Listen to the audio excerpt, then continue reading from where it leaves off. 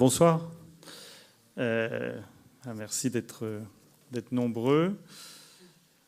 Deuxième conférence de notre cycle Nature, Culture, Ordure. La dernière conférence a eu lieu il y a un mois, le 23 mars, au moment où s'ouvrait l'exposition Vie d'ordure de l'économie des déchets. Et à cette occasion, nous avons reçu Christophe Bonneuil, vous en souvenez, je suppose, pour nous parler de cette ère, en quelque sorte, dans laquelle nous sommes complètement immergés, inscrits, qu'on appelle anthropocène. Et Christophe Bonneuil, en tant qu'historien de l'industrie, de l'industrialisation, avait proposé de nous faire réfléchir sur les choix industriels qui nous ont permis, au fond, qui ont occasionné la situation dans laquelle nous sommes. Ce fut un grand moment. Et je suppose qu'aujourd'hui, ce soir, ça va être aussi un grand moment pour écouter notre, alors je vais dire jeune collègue Baptiste Mont-Saint-Jean. Baptiste est postdoctorant au centre Alexandre Coiré à Paris. Il est jeune, vous le voyez. Mais il s'intéresse, il me semble qu'il est dans le déchet depuis plus longtemps que nous, plus longtemps que Yann Philippe et moi, puisque apparemment tu es dans le déchet depuis presque 10 ans. C'est ça. Et tu as soutenu une thèse qui nous a, je dois dire, beaucoup inspiré dans la préparation de l'exposition. D'ailleurs, tu as été associé à la préparation de l'exposition en tant que membre du conseil scientifique. Une thèse que tu as soutenue en 2014 et qui s'appelle « Le déchet durable, éléments pour une socio-anthropologie du déchet ménager ». Et qui, effectivement, pose énormément de questions. Et je crois que ce sont ces questions-là, finalement, que tu traites dans ta thèse, que tu as repris en les synthétisant et en les mettant à disposition, disons, d'un public plus large, dans le livre qui vient de sortir, qui s'appelle Homo detritus, mais qui n'est pas encore arrivé jusqu'à Marseille. Il est quelque part entre Paris et Marseille. Et comme ça va vous inciter à venir la prochaine fois, c'est-à-dire le 18 mai, parce que là, il sera là. Il sera là et vous pourrez la voir. Donc là, ça va être une forme de mise en bouche et qui va vous donner envie d'acheter ce livre après avoir écouté notre collègue. Alors, sans plus attendre, je lui laisse la parole. Et puis, on reprendra ensuite une conversation, en quelque sorte. Je reprendrai un certain nombre de questions qu'il pose dans son texte, dans sa conférence, pour essayer de rebondir. Et puis, c'est surtout à la salle, vous-même, que la parole sera donnée pour que vous puissiez réagir et interpeller notre jeune chercheur. À toi. Merci beaucoup, Denis, pour cette présentation. Merci aussi à Yann Philippe pour cette invitation et cette tribune que vous m'offrez aujourd'hui. Merci à l'équipe du MUCEM d'une façon générale pour ces réunions nombreuses qu'on a eues pour la préparation de l'exposition. Ça a été pour moi un vrai cadeau. Je sortais à peine de ma thèse et j'avais face à moi, dans ce conseil scientifique, ma bibliographie idéale, là, en chair et en os, devant moi. Je voudrais remercier aussi Christophe Bonneuil, qui dirige la collection Anthropocène au Seuil, que vous avez donc, pour certains d'entre vous, peut-être entendu la dernière fois, et qui m'a été d'une grande aide pour rédiger et préparer le livre qui sert de support à cette conférence. Je voulais vous parler des déchets à l'heure de l'Anthropocène. C'était mon titre initial. Mais semble-t-il, beaucoup d'entre des conférenciers qui vont venir vous parler pendant ce cycle vont vous parler d'Anthropocène. Du coup, on m'a demandé de changer. Et il s'agissait maintenant de vous parler d'un monde sans reste. Alors, avant de vous parler d'Homo detritus, je vous propose de vous parler d'un peu de ce qu'il reste. Si l'on fait rapidement la généalogie de cette exposition sur les vies d'ordures, on retrouve un projet ancien qui remonte à l'époque où j'avais l'âge de ma fille, qui a fêté ses 2 ans ce week-end. Et Ce projet d'exposition, qui a d'abord été porté par le Musée des Arts et Traditions Populaires, avait pour objet principal le reste et non le déchet. Ceci est l'occasion pour moi d'essayer de comprendre si les déchets sont des restes comme les autres, ou si, autrement dit, faire des restes revient à faire des déchets. Parmi les nombreuses définitions admises du mot « reste », on tombe sur un ensemble lexical très intéressant pour mon propos du jour. D'abord, et d'une façon très générale, on trouve dans le dictionnaire une définition du reste comme ce qui reste, ce qui subsiste d'un ensemble auquel on a retranché une partie. Ici, le reste est la conséquence d'une action, d'un travail sur un tout, sur un ensemble, qu'il soit matériel ou non. On pourrait prendre l'exemple d'un gâteau. Je vous propose de prendre l'exemple d'une pomme. Si je coupe cette pomme en deux, je peux décider que j'en mange la première moitié tout de suite et que je garde la seconde pour plus tard. Je fais un reste. Ce qui est vrai avec la pomme ou avec tout autre élément du monde matériel est également vrai avec le monde immatériel, celui du concept ou de la pensée.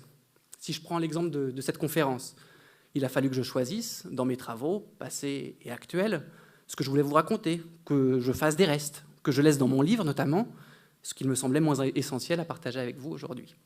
On retrouve là donc une première variante de la définition du mot reste, le reste étant tout ce que l'on estime sans importance par opposition à un élément que l'on désire mettre en valeur. Reprenons cette pomme. Si je l'épluche, la peau que je retire est un premier reste, que je considère moins important par rapport à la chair que je souhaite consommer. Je mets l'épluchure de côté, je la jette et je mange ma pomme. Et si je n'ai plus faim après quelques bouchées, je laisse la fin de ma pomme et je fais un second reste d'un autre genre.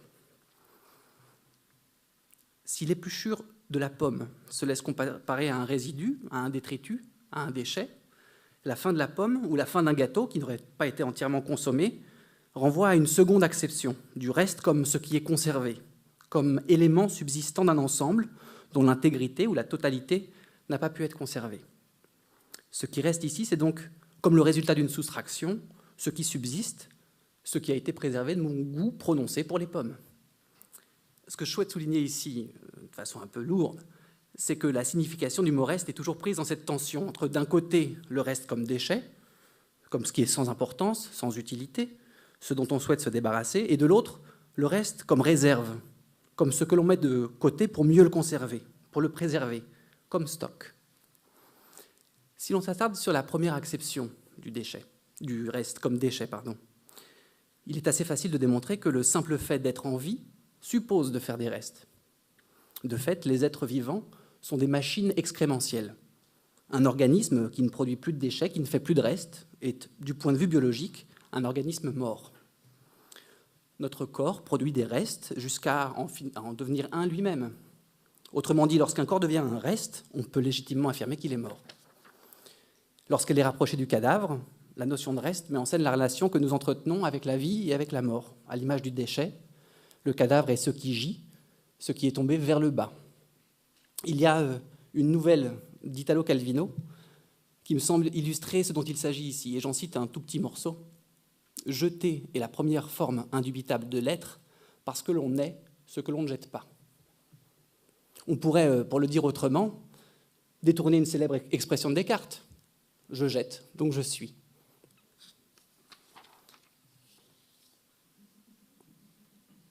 Partant de cette définition du reste comme déchet, et si l'on prend alors au pied de la lettre l'expression qui sert de titre à cette conférence, un monde sans reste, il est d'emblée possible d'interroger sa faisabilité et par extension sa désirabilité. Est-il seulement souhaitable qu'il n'y ait plus de reste sur Terre? Si l'on considère les moyens pour parvenir à ne plus faire de reste, alors il faut en convenir immédiatement. Il faudrait accepter qu'il n'y ait plus d'êtres vivants sur Terre, plus d'organismes capables de produire des restes. Ce monde sans reste-là est une vue de l'esprit, un idéal, mais un idéal auquel il semble pour le moins délicat d'aspirer. Un monde sans vie, sans homme, un monde sans mémoire, un monde sans histoire. Pourtant, il me semble qu'à certains égards, cette promesse d'un monde sans reste organise une bonne partie de l'histoire des sociétés industrielles dans leurs relations qu'elles entretiennent avec leurs déchets.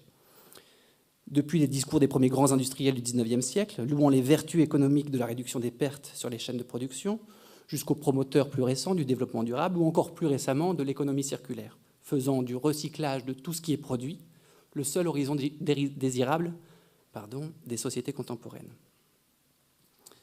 Dans cette lutte déjà ancienne, que nous avons souvent sans le savoir engagée contre nos déchets, se cache non pas le projet d'éradication de toute forme de vie, non pas un monde sans hommes, mais plutôt la promesse d'une société immortelle qui parviendrait à maîtriser cette mécanique excrémentielle. Cette promesse, je l'associe volontiers à un mensonge fondateur pour l'organisation sociale d'un peuple d'Afrique de l'Est, appelé les Tchagas, un peuple bantou qui vit sur les pentes du Kilimandjaro. Je cite une anthropologue célèbre qui s'appelle Mary Douglas et qui a écrit un livre important pour ceux qui étudient le déchet. Dans la tribu de Chaga, les mâles adultes prétendaient que leur anus était bloqué une fois pour toutes lors de leur initiation. Les initiés de sexe mâle étaient censés ne jamais déféquer, contrairement aux femmes et aux enfants qui, eux, demeuraient esclaves de leur corps. Chez les Chaga, aucun adulte n'a jamais été réellement dupe de cette supercherie. C'était une sorte de mythe pour les enfants. Mais est-ce seulement le cas pour nos sociétés industrielles? Revenons-en, si vous le voulez bien, à notre exploration du champ sémantique du reste. Si l'on s'attarde sur la seconde acception du reste comme réserve, comme ce qui est conservé, préservé, et qu'on cherche là aussi à interroger cette expression d'un monde sans reste, se pose alors, semble-t-il, la question suivante. Existe-t-il encore sur Terre des espaces en reste, c'est-à-dire encore vierges, encore sauvages, encore préservés, c'est-à-dire des territoires qui n'ont pas été colonisés ou dans lesquels on ne retrouve aucune trace de nos résidus? Pour illustrer ce point, je me propose de partir d'une expérience à la fois personnelle et singulière. Lorsqu'on prend la mer, lorsqu'on met les voiles et qu'on se laisse porter par le vent, on s'attend légitimement à trouver face à soi cette nature sauvage, immaculée. On s'attend au sublime du large. On espère ressentir cette forme de mise en retrait, d'isolement, mêlée de liberté. Cette attente, cette aspiration-là, je l'ai vécue, moi, il y a une dizaine d'années déjà, lorsque je quittais les côtes bretonnes à bord d'un petit voilier en bois de 10 mètres de long pour un périple de 9 mois au cœur de l'océan Atlantique. Je partais, et je n'étais pas seul, accompagné de 3 camarades, avec l'idée d'identifier une agglomération de déchets au milieu de l'océan. Nous partions en quelque sorte à la découverte d'une île inconnue, d'un nouveau continent fait de reste. Mais en larguant les amarres, nous quittions également nos habitudes, notre horizon terrestre, et nous espérions découvrir le tout autre. Nous partions naviguer vers un hypothétique ailleurs. Nous espérions, en un mot, faire l'expérience de la confrontation aux éléments, à cette nature sauvage. Vous l'aurez compris, à défaut de m'avoir permis de rencontrer le tout autre, ce voyage n'a cessé de me confronter à l'expérience à la fois familière et inquiétante du même. À bord, déjà, plutôt que l'expérience du large et de la liberté, ce qui m'est apparu, c'est cet espace exigu, un peu sur le mode carcéral, comme un lieu fondamentalement clos. À 4 sur un petit voilier, nul espace où se retirer, nul espace où s'abstraire de la vie de groupe. Pas de dehors, que du dedans. L'extérieur, le dehors, lorsque l'on est à bord, c'est la noyade assurée. Aussi, mes fantasmes romantiques de découvreurs d'un monde perdu fait de reste en ont eu également pour leur compte. Nous n'avons pas découvert d'île perdue, non, pas de continent non plus. Ce que nous avons pu observer, c'est plutôt un océan de plastique. Pas un jour sans son lot de débris le long de l'étrave du voilier. Sacs plastiques, flacons, bouées à la dérive, une chaussure ici, un seau par là. Le plus souvent, nous avons collecté de minuscules fragments de plastique, d'1 mm² au plus.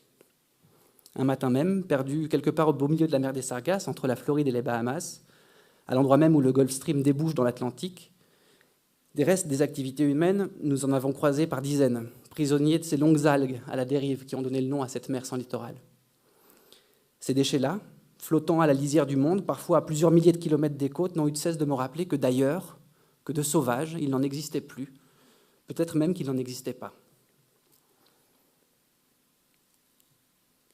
Aussi, pour en finir avec ce détour autobiographique, et si l'on continue d'interroger la polysémie de cette expression « un monde sans reste », on tombe donc sur un constat presque diamétralement opposé à celui qu'on vient d'établir. Loin de constituer un idéal, une promesse qu'il semble improbable de se voir se réaliser, ce monde sans reste, c'est-à-dire ici sans réserve, sans espace de retrait, semble être un état de fait. À l'heure de l'Anthropocène, nul espace terrestre ne semble pouvoir aujourd'hui se soustraire à la présence de l'homme. Nous avons éparpillé nos restes jusqu'aux entrailles de notre environnement. Nous voilà donc face au problème auquel cette longue digression était censée nous amener. Comment tenir ensemble le paradoxe que semble contenir à elle toute seule l'expression « un monde sans reste ». Comment faire d'une part avec le caractère inéluctable, vital de la production de restes, et d'autre part faire avec la menace que constitue la prolifération de ces restes sur l'habitabilité du monde. Pour le dire autrement, comment faire monde avec nos restes? Quels sont les restes avec lesquels il semble encore possible de faire monde? Est-ce que c'est en collectant et en recyclant effectivement tous les déchets que nous produisons que nous parviendrons à ménager des espaces encore habitables sur Terre? La question de l'Anthropocène, cette nouvelle ère géologique dans laquelle nous sommes officiellement en train d'entrer, est donc peut-être avant tout une affaire de déchets. C'est bien la présence avérée de ces déchets aux quatre coins du globe qui constitue, pour les géologues spécialistes de stratigraphie, des preuves pour justifier la fin de l'Holocène, la période dans laquelle nous étions encore, jusqu'à quelque temps, en train de vivre. Les restes que nous produisons aujourd'hui sont partout. Ils ne connaissent pas les frontières. Qu'ils soient solides, liquides ou gazeux, concentrés ou diffus, inertes ou radioactifs, ils laissent leurs traces dans l'eau, dans les sols ou dans les bulles d'air que l'on retrouve dans les carottes glaciaires. On en a retrouvé récemment jusqu'au fond de la fosse des Mariannes, à plus de 10 km sous le niveau de la mer. On cherche aussi à en enfouir certains autres, pour l'éternité, à plusieurs centaines de mètres sous terre. Par leur omniprésence, y compris dans les endroits les plus reculés, y compris dans les territoires inhabités de la planète, nos déchets sont devenus les signes indiscutables, des preuves tangibles de l'influence des activités humaines sur la composition de la couche géologique supérieure de la planète. Et de très nombreuses catastrophes écologiques contemporaines peuvent être ainsi considérées comme des conséquences de la dispersion de ces restes, des conséquences de l'accumulation de ces restes dans tous les milieux dits naturels. Les émissions de gaz à effet de serre, par exemple, qui engendrent le changement climatique, les pollutions aquatiques en tout genre qui participent à l'acidification des océans, les débris de polymères de synthèse qui transforment ces mêmes océans en des gigantesques soupes de plastique. Et la liste peut être aisément rallongée. Autrement dit, et pour le dire simplement, l'Anthropocène est en fait peut-être un poubellocène. Et ce poubellocène rappelle qu'aujourd'hui, d'un point de vue global, d'espace en reste sur Terre, il n'en est pas, il n'en est plus. J'invoque maintenant Michel Serres, un grand philosophe, qui a, dans une belle formule, indiqué que polluer, c'est s'approprier. À l'image du tigre, du lion ou du chat, c'est en quelque sorte en pissant aux quatre coins de la planète qu'Homo sapiens semble avoir achevé la conquête du globe. Parce que nous, sapiens, avons colonisé la Terre jusqu'à ses confins avec nos restes déchets, l'événement anthropocène ou poubellocène semble indiquer que nous sommes parvenus à nous rendre comme maîtres et possesseurs de la nature, décidément d'écarter partout. Faudrait-il croire alors que nous, sapiens, serions d'ores et déjà devenus des homo detritus, des hommes qui font des tas? Faudrait-il alors comprendre que nous, détritus, avons pour tâche de réparer le monde laissé par nos ancêtres, les sapiens? Je ne le crois pas, non. Et rassurez-vous, je n'ai pas l'intention de révolutionner aujourd'hui et maintenant l'histoire de l'évolution humaine. Ce n'est pas la thèse que je défends aujourd'hui, ce n'est pas la thèse que je défends dans ce livre. Plutôt qu'un successeur naturel et un peu inquiétant d'Homo sapiens, qui aurait pour tâche de ramasser tous les déchets éparpillés par son lointain ancêtre, je propose plutôt de faire d'Homo detritus un cousin éloigné de l'Homo economicus, cette représentation idéale de l'être humain imaginée par quelques économistes néoclassiques au cours du XIXe siècle. Si l'Homo economicus a souvent été comparé à un consommateur idéal, alors, un consommateur idéal mu par des choix rationnels, alors Homo detritus pourrait se laisser comparer à un éco-citoyen, un jeteur idéal, invité à bien jeter pour toujours mieux consommer. L'histoire de cet Homo detritus-là commence avec celle de l'invention du déchet. Et non sans paradoxe, on peut affirmer que les déchets sont inventés à partir du moment où l'on cherche à tout prix à les faire disparaître. Il me faudrait là davantage de temps pour développer cet aspect historique. Je sais que Christophe Bonneuil vous en a certainement parlé. Je vous renvoie notamment aux travaux de Sabine Barle, de Suzanne Strasser, d'André Guilherme, d'Alain Corbin et plus récemment de Jean-Baptiste Fressoz, si cet aspect historique vous intéresse. Mais pour essayer de comprendre et de simplifier mon propos, je vous propose de distinguer 3 grandes périodes dans l'histoire technique du déchet. Dans l'histoire des villes, de ce que l'on appelle, faute de mieux, l'Occident. 3 temps du déchet organisés autour de cette rupture historique que constitue la période de l'industrialisation. Dans cette histoire technique de la gestion du résiduel urbain, on peut d'abord distinguer un moment prémoderne, où le déchet n'existe pas. Pour le dire autrement, s'il existe bien des choses jetées ou des pratiques de mise au rebut, on ne peut pas encore parler de choses abandonnées. Les productions résiduelles des grandes villes des Nord sont en perpétuelle circulation et participent en plein à la vie sociale, économique et culturelle de la cité. La gestion de ces restes-là, des restes essentiellement organiques, est manuelle. Elle engage la collectivité productrice dans son ensemble, dans une économie générale de la putréfaction. Ces excréta urbains appartiennent en plein à la ville et à ses habitants. Ils sont des éléments constitutifs de l'identité même de la ville. Pour reprendre une formule proposée par un philosophe qui a pensé bien avant nous tous le déchet, Cyril Arpet, les déchets d'alors sont un « à soi ». Pour illustrer cette période, c'est un dessin de Draneur ici qui sert d'illustration à une pièce de théâtre de Félix Piat qui s'appelle « Le chiffonnier de Paris ». Pourquoi cette référence aux chiffonniers? Parce que ce sont les chiffonniers qui ont un rôle déterminant dans cette ville prémoderne, dans ce moment prémoderne du déchet. C'est eux qui permettent cette synergie qui s'opère entre l'espace urbain et sa périphérie immédiate. C'est aussi une corporation qui tient à son indépendance, et ce, tout au long du XIXe siècle, et qui va résister, dans toute la période qui va suivre, à la modernisation et à l'invention du déchet. Le second moment, donc, est moderne. Et c'est là où apparaît l'acception du déchet comme quantité de matière abandonnée ou destinée à l'être. C'est cette définition du déchet que retiendra le législateur autour des années 70 lorsqu'il s'agira de donner un cadre légal au déchet. Cette période, on peut la faire filer de la fin du XIXe siècle jusqu'au dernier quart du XXe. D'un déchet en perpétuelle circulation, qui est omniprésent dans l'espace urbain, on passe à un déchet qu'il s'agit dès lors de maîtriser, d'éliminer, de faire disparaître des espaces habités par les hommes. C'est à cette même période que, du point de vue idéologique, l'hygiénisme prend le dessus en Occident. Ces restes, omniprésents dans les villes, sont notamment accusés d'être à l'origine des nombreuses grandes épidémies qui marquent la fin du XIXe siècle. Les déchets tendent, en tant que tels, à être assimilés à une menace, à une maladie des sociétés industrielles. Il faut les exclure à tout prix des espaces habités. D'un déchet à soi, prémoderne, on passe à un déchet à part soi. Pour le dire autrement, cette modernité du déchet, c'est le moment où la gestion des excréta urbains a été progressivement dissociée de celle des processus de production et de consommation. En faisant du déchet, de ce qui est destiné à être abandonné, une problématique autonome, on a d'un même mouvement normalisé et banalisé l'oubli des choses jetées. Il y a une célèbre formule qu'on attribue à tort au préfet poubelle qui me semble bien résumer cette période moderne du déchet. Fermez le couvercle et n'y pensez plus. D'où cette illustration. C'est un tombereau. Là, on est en 1913, donc c'est déjà un peu plus après les décrets du préfet poubelle, qui ont cette forme iconique de la poubelle parisienne du début du XXe siècle, carrée, pour faciliter son stockage et son rangement. Et cette poubelle me semble emblématique de la domestication de l'ordure, c'est-à-dire en même temps de la normalisation de la mise au rebut. On enferme les déchets dans des boîtes, dans des tombereaux, dans des bennes, on les stocke dans des décharges.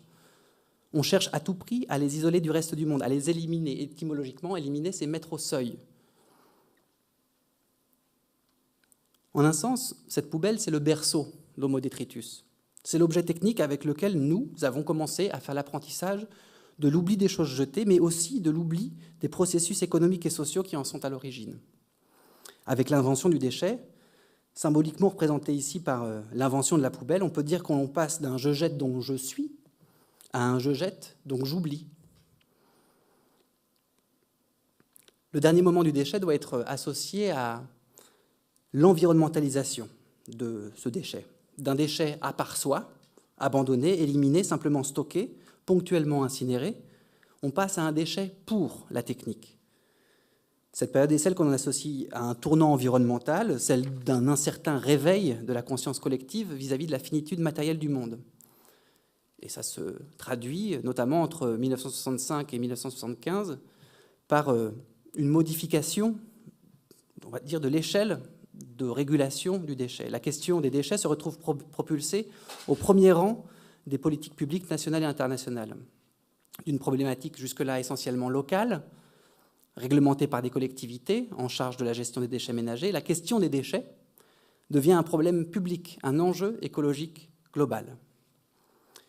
Pour le dire autrement, au moment même où localement les décharges débordent, de nombreuses voix s'élèvent pour souligner qu'il n'existe plus, à l'échelle globale de la Terre, d'espace disponible pour accueillir légitimement les restes de nos activités. On parle alors d'un retour au monde clos. Il s'agit toujours de trouver un dehors pour nos déchets, mais désormais c'est un dehors dedans, à l'intérieur de la sphère anthropotechnique. C'est à cette même période que le secteur industriel de gestion des déchets a pris la forme qu'on lui connaît aujourd'hui, d'un secteur largement éclaté, tenu par de très nombreuses entreprises. Aujourd'hui, quelques multinationales se partagent le marché, un marché de près de 150 milliards de dollars par an, qui représente en gros la moitié du marché global de la gestion des déchets.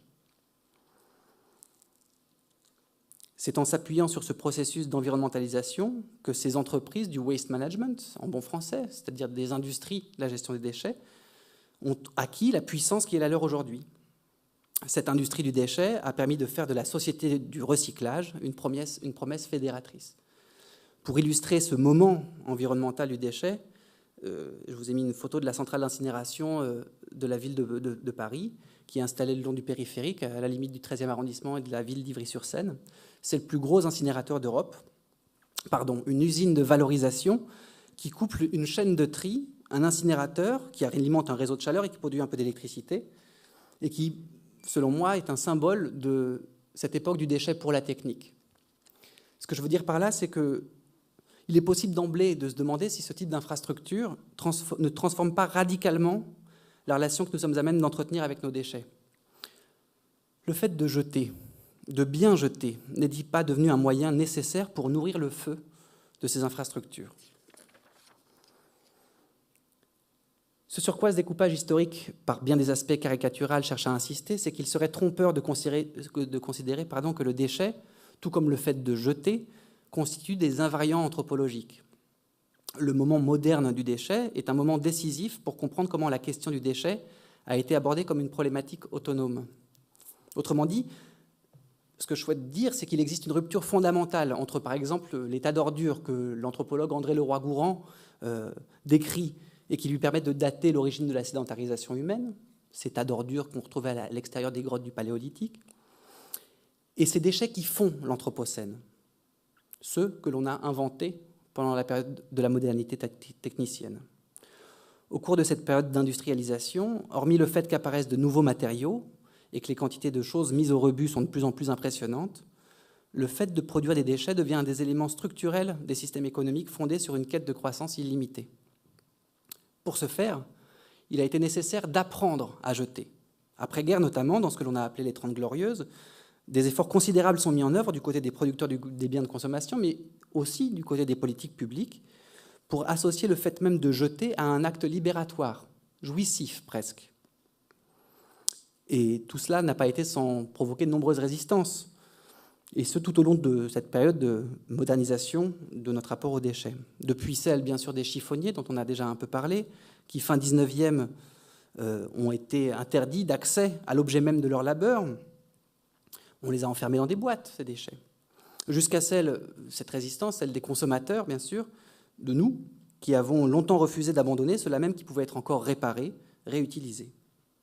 Aussi, il faut en convenir, il est inexact de considérer que les habitants des sociétés industrielles ne prennent conscience des problèmes liés à leur production monumentale de déchets qu'à partir des années 70. Le tournant environnemental du déchet ne constitue en rien une rupture avec le paradigme productiviste du déchet moderne.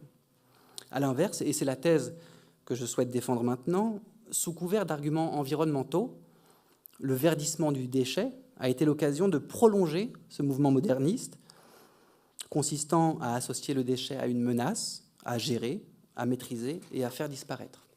Cette forme de greenwashing avant l'heure, d'un pan entier de l'activité industrielle et politique des sociétés occidentales, a permis de reléguer à un second plan la question des possibles causes politiques, économiques ou techniques de la saturation du monde par nos déchets. Et nous, citoyens, consommateurs, jeteurs, avons largement été mis à contribution. Il y avait pourtant, à cette époque, largement matière à imaginer un changement de cap.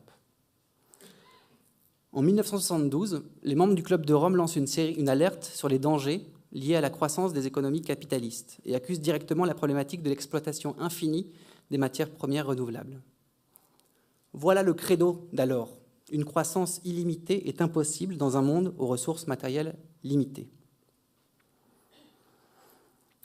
Ceci est un extrait du rapport de Donatella Meadows, remis au Club de Rome, et qui a aussi consacré l'expression « développement durable ». La réédition du rapport Meadows, en 1992, insiste non seulement sur la question des limites en termes de ressources, mais également et surtout en termes d'espace disponible pour accueillir en aval les productions résiduelles liées aux activités humaines. La poubelle est pleine, le monde étouffe sous nos déchets. Autrement dit, on sait depuis 1972 au moins que les capacités de charge de la planète en matière de production de déchets et d'émissions de pollution en tout genre sont largement dépassées. Depuis 40 ans au moins, il y a urgence à agir. Depuis 40 ans, ou presque, il faut respecter la règle des 3 R. Il faut réduire, réutiliser, recycler. Il faut limiter les pertes, éviter le gaspillage des ressources. Il faut également trier ces déchets. Mais depuis bien plus de 40 ans, la croissance économique mondiale reste structurellement corrélée à l'augmentation continue de la production détritique. À l'heure où ce développement durable est dans tous les rapports officiels, dans la bouche de tous les chefs d'État et de toutes les entreprises multinationales, nos poubelles n'ont jamais cessé de grossir. Voici un graphique qui est extrait d'un article de la revue Nature en 2013 et qui constitue une sorte d'étude prospective sur la croissance mondiale de la production de déchets ménagers. Divers scénarios sont comparés, prenant en compte différents facteurs, croissance démographique, consommation de matières non renouvelables, répartition entre richesses et pauvreté, etc. Le scénario considéré comme le plus réaliste par les auteurs de cet article, c'est le numéro 2, en pointillé sur l'image, prévoit que la production mondiale de déchets aura triplé à l'horizon 2100, passant de 4 millions de tonnes par jour aujourd'hui à plus de 12 millions de tonnes d'ici 100 ans. Pourtant, dans les nords et dans les suds, au cœur des villes comme dans les campagnes, dans chaque foyer, on consacre davantage de temps et d'espace à la bonne gestion des déchets, et ce, au nom de la protection de l'environnement. Les pratiques domestiques raisonnées du déchet s'imposent même comme des emblèmes d'une forme d'écologie au quotidien, en triant nos déchets, en jetant bien dans la bonne poubelle, en évitant à tout prix de laisser nos déchets se disperser dans l'environnement. Il est devenu possible de croire que nous contribuons à protéger la planète pour pouvoir continuer à y vivre durablement. Mais qu'aspirons-nous réellement à préserver lorsque consciencieusement nous nous appliquons à bien jeter ? Entre le très local geste de mise au rebut et l'enjeu planétaire invoqué, un gouffre intermédiaire est laissé dans l'ombre. En un sens, est-ce que mettre l'accent sur les petits gestes n'évacue pas la question des grands choix ? À la fin des années 80, les premiers programmes de rationalisation de la mise au rebut ont commencé à encourager la participation des usagers à la bonne gestion des déchets. Il s'agissait déjà de changer ses habitudes, je cite, d'adopter le bon geste, le plus souvent de trier ses déchets. Cette tendance à la responsabilisation des usagers, à l'apprentissage de l'éco-citoyenneté est le fruit de près de 30 années d'éducation à l'environnement que je vous épargnerai maintenant de reprendre. L'expression éco-citoyenneté est aujourd'hui fréquemment employée par les sources principales des discours publics liés à la protection de l'environnement, associations, industries, collectivités locales ou agences nationales, encourageant un très large spectre d'actions, de gestes quotidiens, allant de l'usage des transports en commun à la fermeture du robinet pendant le brossage des dents, en passant par l'utilisation d'ampoules basse consommation. Bref, ces propositions s'apparentent le plus souvent à une forme de guide pratique, de charte de bonne conduite, invitant les aspirants éco-citoyens à acquérir certaines habitudes, censées participer pêle-mêle à la lutte contre le changement climatique, à la réduction des émissions de gaz à effet de serre ou plus généralement à la fin du gaspillage. Ce que je souhaite souligner, c'est que plutôt qu'un projet de réforme profonde de la société, cette éco-citoyenneté entend requalifier la façon dont il reste possible de consommer malgré la catastrophe écologique en cours. En d'autres termes, l'éco-citoyenneté promue par ce bien jeté se résume à une promesse qui déplace les enjeux économiques et politiques du déchet vers des questions morales. Si l'on adopte des attitudes responsables, alors il reste possible de consommer et de jeter avec bonne conscience. Autrement dit, rattachant sphère publique et sphère privée, espace domestique et espace commun, cette politique des petits gestes s'inscrit donc comme un moyen pour redistribuer les responsabilités propres à l'action publique au sein même de l'espace domestique. Or, selon moi, l'engagement qui est ici en jeu se résume à une modification marginale des pratiques individuelles. Tout ceci contribue à dépolitiser notre relation aux déchets, à neutraliser le potentiel subversif de ce qui reste. Il me semble que la façon dont nous, usagers, avons incorporé, intégré, routinisé ces bonnes pratiques a permis d'abord et avant tout de faire passer au second plan, de nous faire ponctuellement oublier la question des racines politiques, économiques, voire culturelles des bouleversements écologiques. L'agir éco-citoyen nous a permis de refouler les problèmes posés par l'industrialisation productiviste, le capitalisme mondialisé, ou d'une façon générale par un mode de vie résolument moderne. En d'autres termes, sous couvert d'un argumentaire orienté vers la protection de l'environnement, bien jeté, est devenu un moyen pour continuer à mieux consommer. Nous sommes passés d'un « je jette, donc j'oublie » à un « je jette bien, donc j'oublie mieux ». La naissance de la sensibilité écologique en France, comme dans d'autres pays industrialisés, aurait pu être l'occasion d'une révolution du quotidien qui n'est pas advenue. Là, je cite une sociologue qui s'appelle Michèle Daubré. Ce qui aurait pu apparaître comme une prise de conscience collective, une véritable écologisation des imaginaires, semble plutôt se transformer en une solution gestionnaire, managériale, et ce, à l'échelle des pratiques individuelles comme à celle des acteurs politiques et industriels. En bref, peut-être en un moyen permettant de mieux oublier la radicalité des changements induits par l'émergence inquiétante des problématiques écologiques.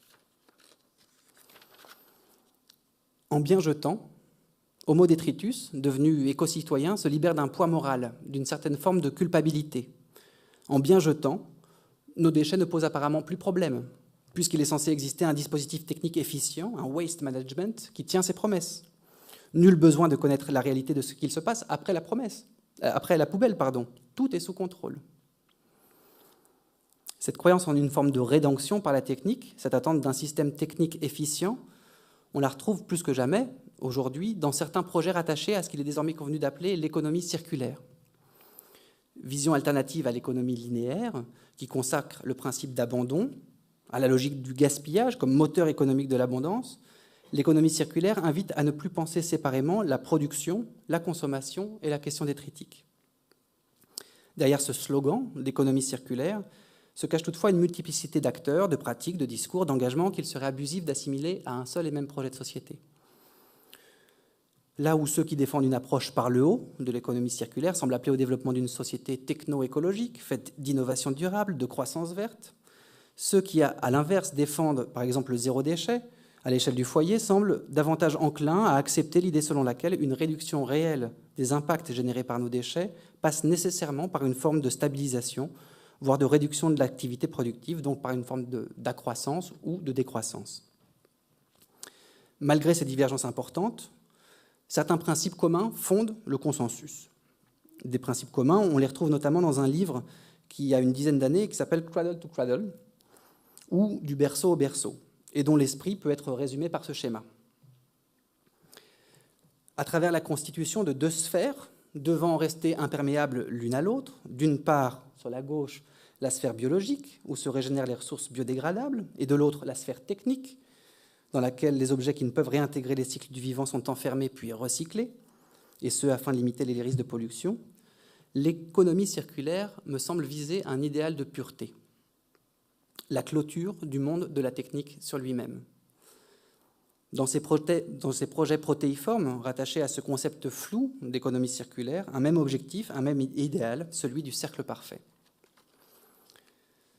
Voilà, ce que j'ai cherché à vous démontrer aujourd'hui, c'est que cet idéal du cercle parfait, d'une société sans déchets, d'un monde sans reste, entre en résonance avec l'idéal de perfection qui structure l'histoire du développement de la modernité occidentale. Cette société du déchet qui, cherchant à faire disparaître les déchets qu'elle produit, a cru parvenir à se rendre effectivement comme maître et possesseur de la nature. L'anthropologue Philippe Descola parle d'ontologie naturaliste pour qualifier cette cosmologie qui s'est épanouie en Occident à partir de la Renaissance et qui s'appuie sur une distinction singulière entre humain et non-humain sur la base d'une séparation entre ce qui est de l'ordre de la nature et ce qui est de l'ordre de la culture. Si ce grand partage n'est en rien universel, et ça il vous le dira mieux que moi, il tend pourtant à devenir un modèle de développement en cours de globalisation. Avec l'économie circulaire, la maîtrise technique des flux matériels, qu'ils soient ou non résiduels, s'institue comme une promesse d'éternité. L'économie circulaire entend En un mot, défendre une conception plus que durable du développement des sociétés contemporaines. L'aspiration à une société immortelle, à une société qui ne produirait plus de reste, peut s'inscrire dans une double perspective, à travers celle de l'hygiénisme, d'abord, qui a largement contribué à la condamnation du déchet dans la période moderne, puis dans sa continuité à travers celle de la traduction gestionnaire, managériale de l'écologie. Or, paradoxalement, c'est avec l'épanouissement de ces courants idéologiques tendant à les condamner et à les bannir que nos déchets, devenus ingérables, n'ont eu de cesse de proliférer partout sur Terre et qu'ils ont donné naissance à l'Anthropocène. C'est comme si Sisyphe avait remplacé son rocher par un balai. C'est comme si, tel ce Sisyphe au balai, donc, nous espérions pouvoir arriver un jour à effacer les traces de notre coupable présence sur Terre.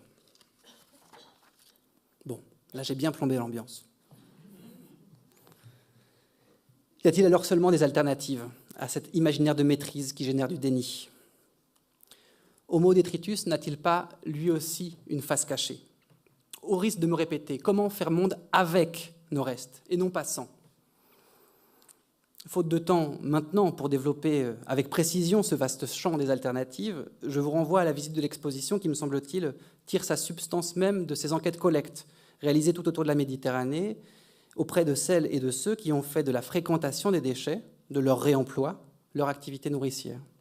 Je vous renvoie également, bien sûr, à la conférence du mois prochain qui accueillera Philippe Descola et qui, je pense, est bien mieux placé que moi pour vous raconter comment on fait ailleurs pour composer le monde par-delà nature et culture. Je crois qu'il n'est pas nécessaire toutefois d'aller jusqu'au fin fond de l'Amazonie pour explorer d'autres façons de faire monde avec nos restes. Il existe, je crois, en chacun de nous, un peu d'animisme ici, un peu de totémisme par là. Je pense par exemple tout banalement au recyclodrome, ici à Marseille, qui à l'image de nombreuses structures de ressourcerie, de recyclerie, cherche à donner une seconde vie à nos déchets. Ces initiatives sont, pour paraphraser Deleuze à propos de Foucault, des chemins de création qui ne cessent d'avorter, mais aussi d'être repris, modifiés, jusqu'à la rupture de l'ancien dispositif. Des initiatives qui me semblent d'autant plus précieuses qu'elles sont fragiles, soumises notamment aujourd'hui à la concurrence de certains groupes industriels qui ont compris la fertilité de ces réseaux et qui, en un mot, se retrouvent confrontés à l'implacable loi du marché. Pour le dire autrement, et pour conclure cette intervention une bonne fois pour toutes, je crois qu'il serait trompeur, là encore, de résumer la question de notre relation au reste à cette description critique, et volontairement critique, de l'homo detritus en éco-citoyen. À l'image de l'anthropos, de l'anthropocène, Homo detritus n'est pas unitaire. Il existe en nous-mêmes de nombreuses façons de décoloniser notre imaginaire naturaliste. Et pour ce faire, je crois que la figure du chiffonnier, celle que je crois être l'autre face de l'Homo detritus, peut nous être d'une aide précieuse. Dans un livre inachevé, Paris, capitale du XIXe siècle, qu'on dit autrement le livre des passages, le philosophe allemand Walter Benjamin envisageait de faire du chiffonnier le modèle d'un nouveau genre de savant. Benjamin a cherché, à partir de la figure historique du chiffonnier, à imaginer un personnage épistémologique, c'est-à-dire un modèle pour sa propre démarche. Tel un archéologue du temps présent, méthodique, infatigable, le chiffonnier collecte des fragments éparpillés du monde. Il exhume les vestiges les plus modestes de l'inconscient du temps. Il assume, à partir des lapsus, des oublis, des actes manqués du collectif, la tâche de l'interprétation des rêves d'une société. À ce titre, je crois que le chiffonnier peut nous aider à rendre signifiant cela même qui a été oublié, à accorder aux déchets une dimension politique. D'innombrables nouveaux chiffonniers arpentent aujourd'hui le monde sans relâche, glanant ici et là quelques-uns de ces fragments signifiants, les friganes, les glaneurs et les glaneuses, les makers et les makeuses, les bricoleurs, les bricoleuses, les cartoneros, les abalines. Bref, j'en passe. En rattachant ma propre démarche, ma propre pratique de chercheur à celle défendue par Walter Benjamin, je souhaite ici affirmer qu'en plus de se mettre à l'écoute des déchets, qu'en plus de se faire l'interprète de ces indices épars, l'éthique du chiffonnier se doit de s'approcher de celle d'un activiste politique.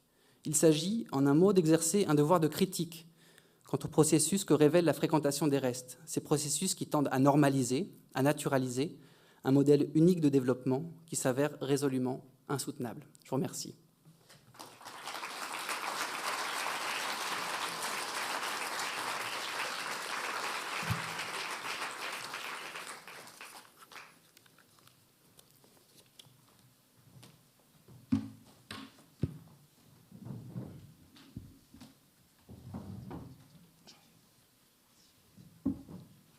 Bien. Baptiste, oui, tu as bien plombé l'ambiance, là. Ouais, là. Bon, c'était mais une façon sinon, voilà, on a quand même compris, tu veux une révolution du quotidien. Et je crois que c'est vrai, effectivement, et que c'est important. J'ai retenu aussi décoloniser notre imaginaire, ce qui est d'ailleurs la conclusion du texte de Serge Latouche dans le catalogue.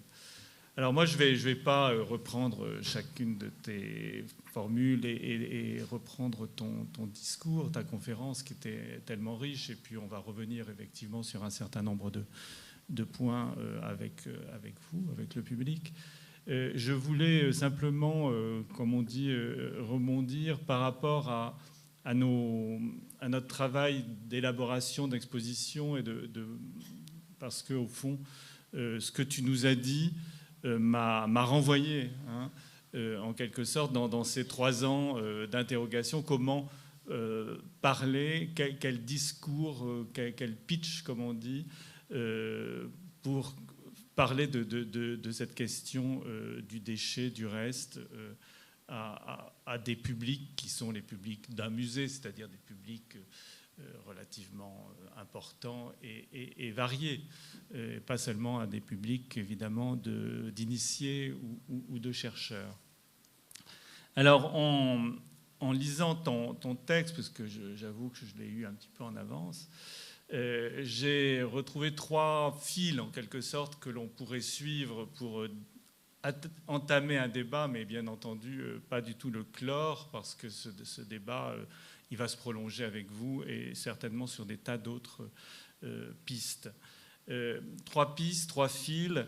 Le fil qui nous a complètement inspiré pendant cette exposition et dont tu parles dans ton introduction, qui est le piste des registres d'action et de la manière dont nos actions donnent statut en quelque sorte à ce que nous laissons et à nos restes, et qui prennent du coup des dimensions, des définitions différentes. Et je crois que quand on rentre dans cette exposition et que l'on parle de la matérialité du déchet, on s'aperçoit que ce déchet prend des formes extrêmement différentes, des statuts extrêmement différents selon les registres d'action, c'est-à-dire selon les manières dont nous avons de les traiter. Le deuxième fil, il est important, et je crois que là résonne aussi la lecture de ta thèse que j'ai fait avec grand plaisir il y a quelque temps. C'est la piste des acteurs. Alors les acteurs, il y a tous ceux à qui nous déléguons la gestion de nos déchets. Tu en as parlé, tu as parlé de la figure du chiffonnier. Mais il y a aussi un acteur qui est au fond en creux dans l'exposition, mais qui est tout à fait important, et j'aime beaucoup la manière dont tu en parles, et tu en parles souvent, et tu en parlais beaucoup dans ta thèse Déchets durables, mais tu en parles aussi dans ta conférence, et tu en parles dans ton livre, hein, la prochaine fois vous l'aurez, c'est le jeteur.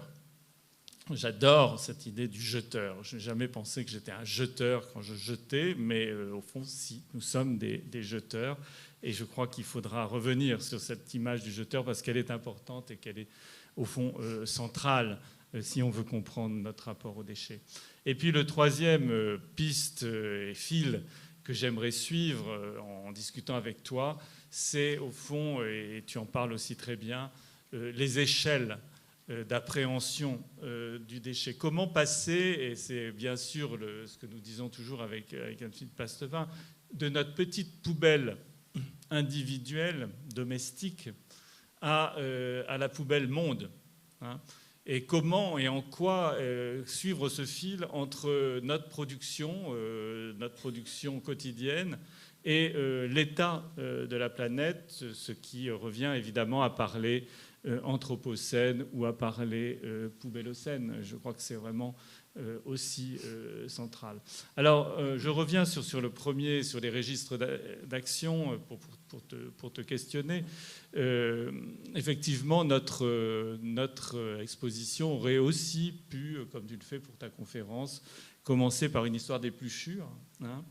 L'épluchure, c'est un fruit, un légume au départ, par exemple, et puis des gestes.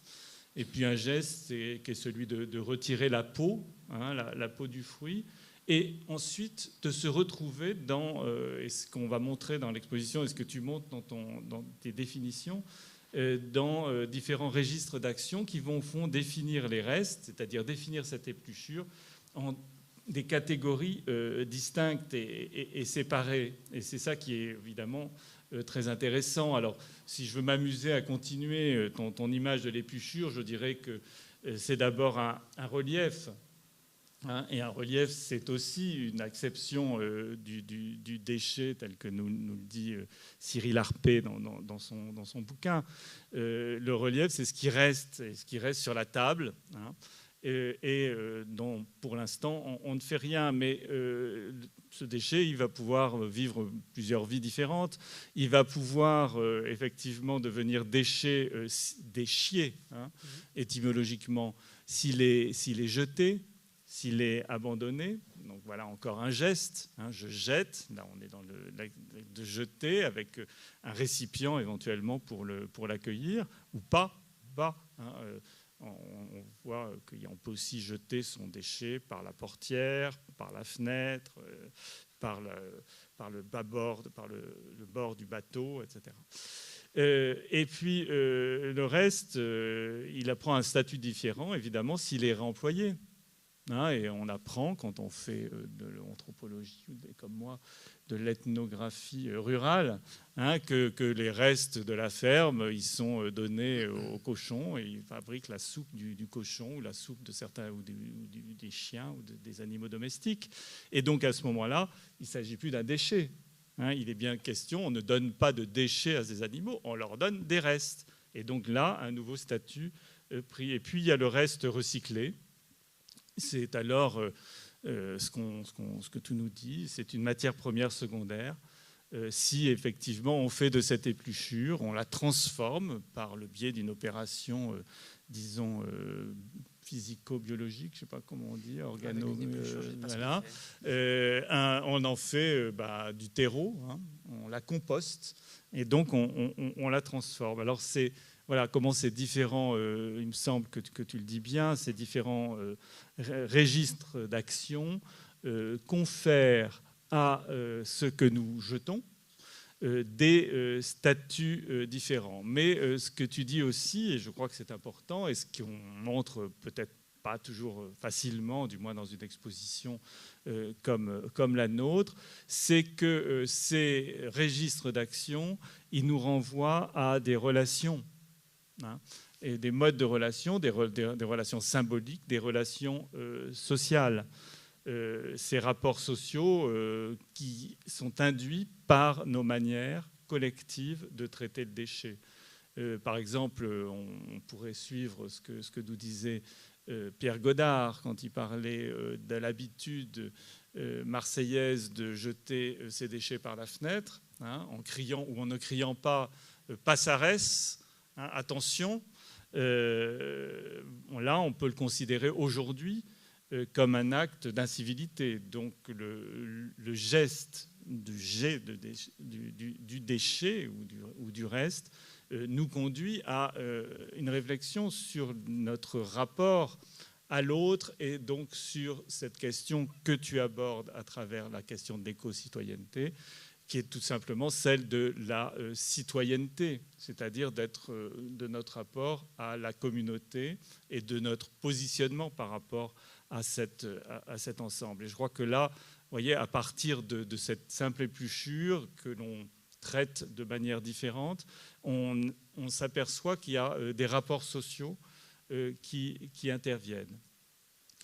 Et puis, tu en as un petit peu parlé, et je crois que c'est important de terminer cette première salve d'interrogation par là. L'ordure, celui qui dit c'est une ordure parle effectivement, et ça tu le dis dans ta thèse, de l'impureté, de la souillure, de la saleté. Et à ce moment-là, il nous fait entrer dans des oppositions qui sont des oppositions du pur et de l'impur, du sale et du propre, donc dans des relations au monde qui sont des relations faites, construites par des valeurs spécifiques. Et tu dis, alors là je te cite dans ta thèse, le déchet devient alors un ennemi, un danger dont il faut se garder, y compris par des rituels, hein, pour le faire disparaître d'une certaine manière. Et tu nous dis, dans ta thèse, il faut les faire disparaître parce qu'ils viennent remettre en question, et je crois que là, on est vraiment au cœur du débat, l'organisation de la société, l'ordre social, parce qu'ils matérialisent, je te cite toujours, peut-être cette peur latente de la dissolution d'identité culturelle des sociétés contemporaines.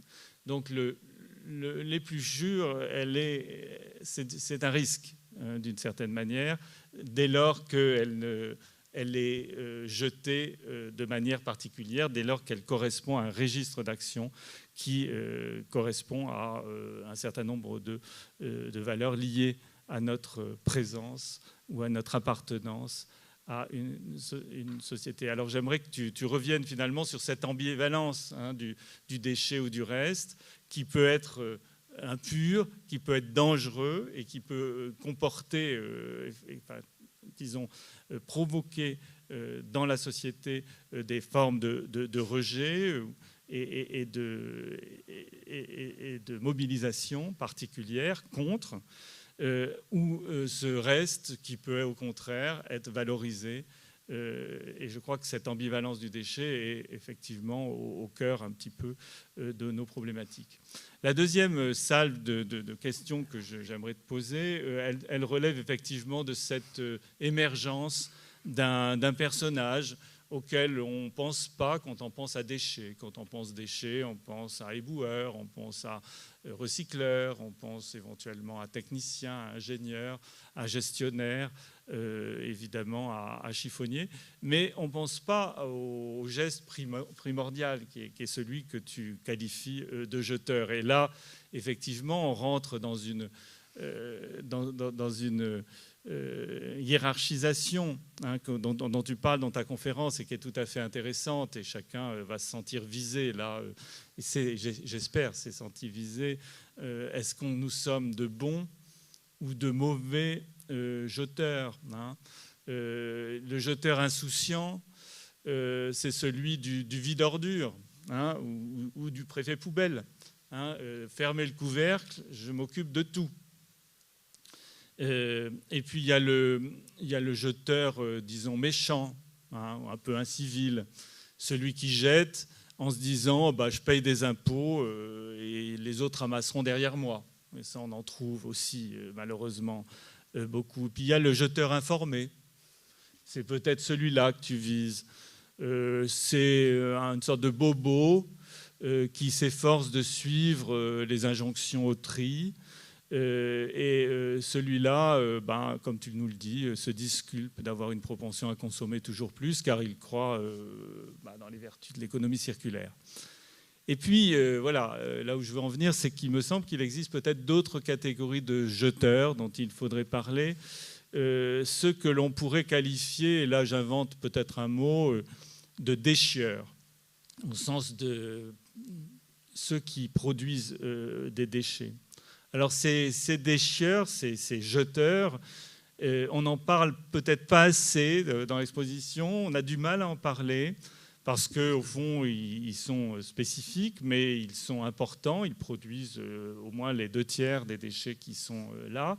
Ce sont les industriels ou les agriculteurs industriels dont le credo, effectivement, est celui de la croissance que tu dénonces. Ces industriels qui jettent souvent, presque toujours en toute connaissance, hein, des effets de leur action sur l'environnement, mais qui arguent de raisons économiques, hein, qui se disent qu'il faut bien polluer un peu pour faire marcher la machine, et qui se disent aussi qu'on n'arrête pas le progrès, et là encore, toujours économie circulaire, qu'on va bien trouver les moyens de réparer et de réparer dans l'avenir, et donc de se forger un avenir radieux. Alors, c'est un autre type de jeteur qui est aussi un citoyen, hein, mais dont la logique est différente. Donc voilà Et puis enfin, j'imagine qu'il y a une autre catégorie dont tu parles un petit peu, mais j'aimerais bien que tu nous précises ce que tu en penses, parce que je crois que c'est celui dont tu parles à la fin de ton exposé, de ta conférence. C'est ce que j'appellerais le jeteur militant. Hein. C'est celui qui pèse ce qu'il jette. Hein, vous pensez tous à Bea Johnson et son 1 kg par an d'OMR, c'est-à-dire d'ordures ménagères résiduelles, et qui fait le buzz et sans doute pas mal d'argent avec ça. C'est la famille Zéro Déchet qui produit quelques kilos de plus, mais qui montre fièrement de petits pots de déchets très propres, hein, qui sont un peu... Ce sont peut-être les chagas, hein, de notre monde moderne, finalement, ces sortes de héros qui n'arrivent à ne produire qu'une infinité de déchets. Pour ces nouveaux héros, la décroissance, jeter, c'est aussi s'approprier. Et s'approprier quoi? La question écologique, mais d'une certaine manière, hein, et qui supposerait donc une contestation radicale du dogme de la croissance. Et c'est là que l'on pourra arriver effectivement à un débat que j'espère qu'on poursuivra sur cette question de la décroissance. Hein. Comment réinventer un quotidien qui ne prenne pas en considération, enfin, qui rompent avec cette idée de la croissance, donc portée par cette rationalité de l'homo economicus. Voilà donc la deuxième question. La troisième, c'est, au fond, je reprends un mot poubellocène, mais bon, pour moi, c'est le synonyme d'anthropocène. Et j'aimerais que tu puisses nous rappeler un petit peu comment, ce que j'ai dit tout à l'heure, comment essayer de tracer cette relation entre justement notre petite poubelle, nos 250 kilos d'OMR annuels par an et par personne, avec justement cette poubelle, ces 12 millions bientôt, 2100, hein, que tu verras toi, tonnes de déchets par quotidien, hein, qu'on nous promet et qu'on aura certainement beaucoup de mal à faire disparaître. Tu dis, là je reprends toujours ta thèse, le déchet s'impose comme un traceur anthropologique dont l'étude vient constamment questionner les frontières toujours incertaines entre nature et culture, propre et sale, ou encore dedans et dehors. Et là, on est vraiment au cœur, hein, Yann Philippe, du sujet de notre exposition et du cycle de conférences. Mais j'aimerais que tu as pris comme fil conducteur le plastique. Et je trouve que c'est une très très bonne idée, parce que le plastique nous mène effectivement d'une consommation quotidienne à la pollution, et en particulier la pollution des océans et des mers.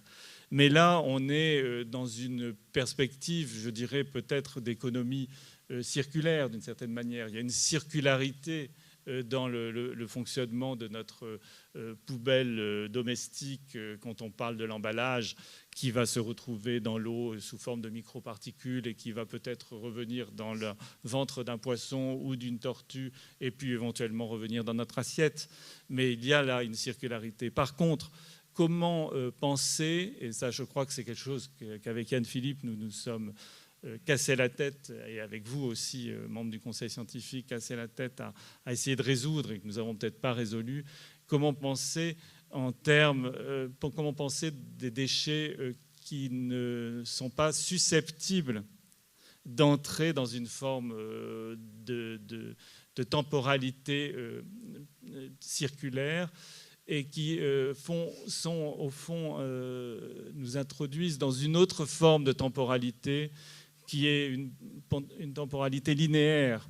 Et je pense évidemment aux déchets nucléaires, hein, qui est une forme de temporalité totalement différente et qu'il faudrait arriver aussi à traiter dans cette masse, hein, considérable de déchets dont tu nous parles et avec lesquels il faut bien arriver à vivre.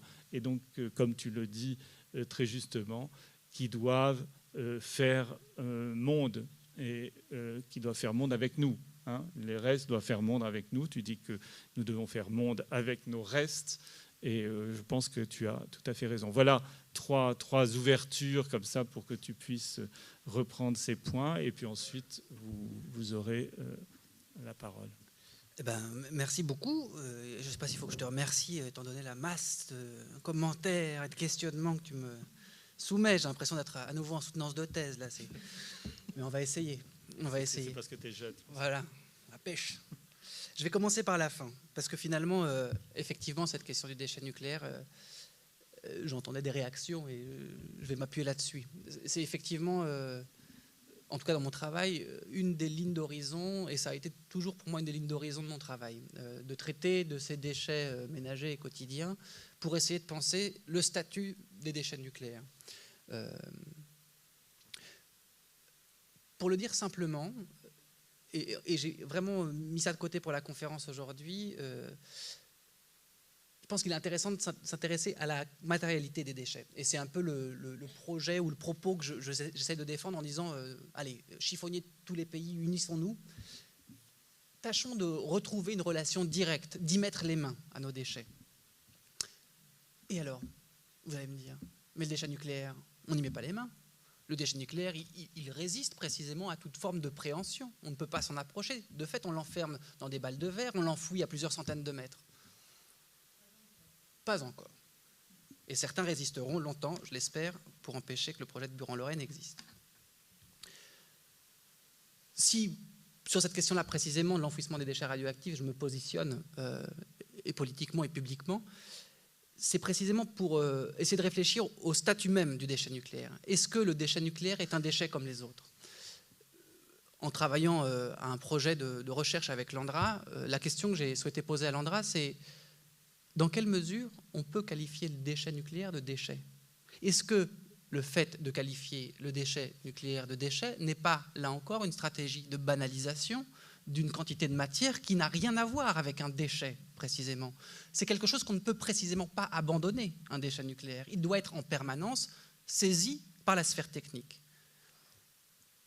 L'élément banal du monde, matériel banal, qui se rapproche peut-être le plus de cette matérialité monstrueuse du déchet radioactif, c'est le déchet de polymère de synthèse. Alors, effectivement, a priori, ça pose moins de problèmes, le déchet plastique, que le déchet nucléaire. Il n'y a pas de radioactivité dans le déchet plastique. On ne risque pas d'être irradié si on fréquente une bouteille de plastique qui traîne dans la rue.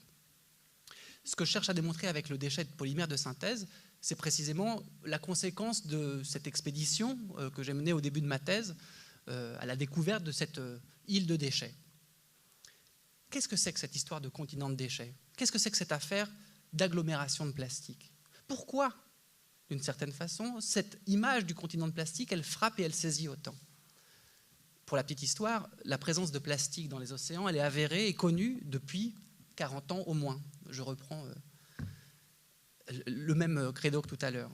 Dans les années 70, 2 scientifiques, un pour l'océan Atlantique, l'autre pour le Pacifique, identifient la présence massive de particules de plastique de quelques millimètres carrés. C'est exactement les mêmes données qui sont ressorties il y a maintenant une quinzaine d'années lorsque Charles Moore, cette espèce d'aventurier scientifique, a fait cette découverte au milieu du Pacifique et qu'il a parlé d'un continent de plastique.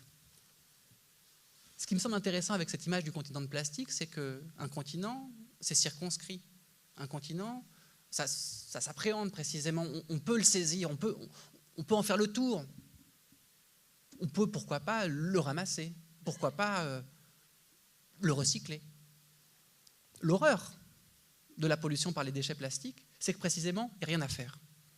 Alors, c'est un peu radical de le dire comme ça, mais si vous en parlez avec des spécialistes océanographes, ce que je ne suis pas, François Galgani, qui était au conseil scientifique, vous dira la même chose que moi. Pour nettoyer les océans de plastique, il faudrait ratisser la totalité de la surface océanique avec un filet à plancton, avec une maille de environ 2 à 3 microns, c'est-à-dire d'éradiquer toute forme de vie à la surface des océans, jusqu'à ce que, quelques semaines, quelques jours, quelques heures après le ratissage océanique global, de nouveaux déchets envahissent à nouveau les océans. Alors voilà, pour faire ce lien entre la poubelle et le poubellocène, plutôt que sur une modalité de culpabilisation qui a été, je pense, un des leviers de discours éco-citoyens dominants depuis 30 ans, en gros, dans cette réforme, dans cette fabrique de l'usager, du bon jeteur. Ce que j'entends être le chiffonnier, c'est celui qui, mettant cette bouteille d'eau dans sa poubelle, va penser aux processus socio-techniques qui ont permis à cette bouteille-là d'arriver dans la poubelle d'abord, c'est-à-dire à l'ensemble des matières et des personnes qui ont été mobilisées pour fabriquer cette bouteille d'eau.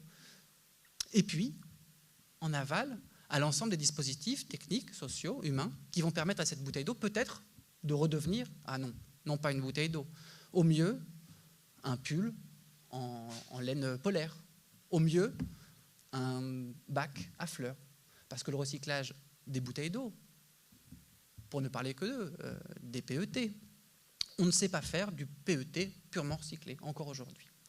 Alors voilà,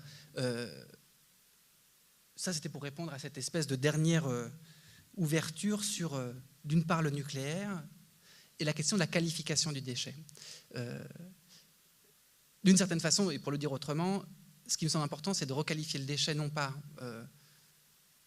comme une menace a priori, mais comme précisément quelque chose que l'on peut s'approprier, avec lequel on peut faire monde, et de tout ce dont on ne peut pas, que l'on ne peut pas s'approprier, que l'on ne peut pas composter, que l'on ne peut pas recycler. Je crois qu'au début de l'exposition, il y a Ercolini qui parle de cette catégorie de déchets qui ne trouvent leur place nulle part et qui sont dans nos poubelles. Alors, de ces déchets-là, on ne peut pas parler de déchets. Et il faudrait peut-être que chacun se saisisse de ces déchets et renvoie à son producteur, non pas nécessairement à son consommateur, mais à celui qui a produit ces déchets-là, ce déchet. Qu'est-ce que j'en fais, monsieur, qui m'avait permis de consommer telle boîte qui est en polystyrène mélangé avec du polyvinyle, etc., qui est inrecyclable? Qu'est-ce que j'en fais, moi? Vous, peut-être vous savez faire, moi je ne sais pas faire. Voilà une piste d'action.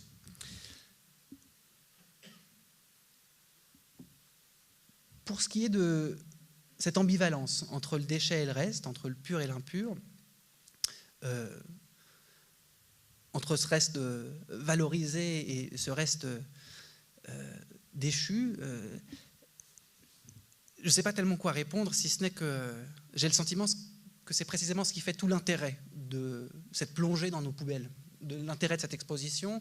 Moi, c'est le motif principal de mon travail de recherche, qui est d'essayer de travailler sur la question de ces frontières, de ces catégories qui sont fondatrices, à la fois pour la pensée, mais également pour nos modes de vie. Que ces découpages entre le propre et le sale, par exemple, sont mobiles, ne cessent de bouger. Pour, par exemple, citer un exemple, revenons-en au plastique et au polymère. Le sentiment d'hygiène lié à un paquet de jambon emballé dans un film plastique peut nous sembler évident. Aujourd'hui, on se dit, oui, a priori, ce jambon sera plus propre que s'il a traîné sur l'étal du marchand. Au début du XXe siècle, quand les polymères sont lancés sur le marché, il faut vous dire que cette conception-là du plastique comme un produit hygiénique, ce n'était pas le cas du tout. Le plastique était perçu comme un produit fondamentalement extraterrestre. Il y a beaucoup de textes qui en parlent. Il y a notamment ce cas exemplaire du laquin, qui est une forme de laque polymère qui a été largement diffusée, qui a été notamment utilisée pour faire des assiettes. Peut-être vous en avez dans les réserves des ATP, du MUSEM. Ce laquin avait cette propriété d'être à la façon du bois d'ébène, un petit peu verni, assez élégant. Mais dès lors qu'il était au contact d'un aliment chaud, il avait cette fâcheuse tendance à déteindre sur les aliments. Et donc, les producteurs de ce laquin ont fait des efforts considérables pour convaincre les ménagères d'antan que le dépôt qui se déplaçait vers les aliments chauds n'avait rien de toxique. C'était simplement la marque de cette nouvelle forme d'hygiène liée à la consommation de ces matériaux du futur qu'étaient les polymères. Tout ça pour vous dire qu'en retraçant, en faisant la généalogie de ces découpages, de ces oppositions, on peut, allez soyons mégalos, reconstruire l'histoire des sociétés et travailler en tout cas à produire une histoire de nos relations culturelles au monde matériel et à nos relations entre nous. C'est très général tout ça, mais je fais ce que je peux.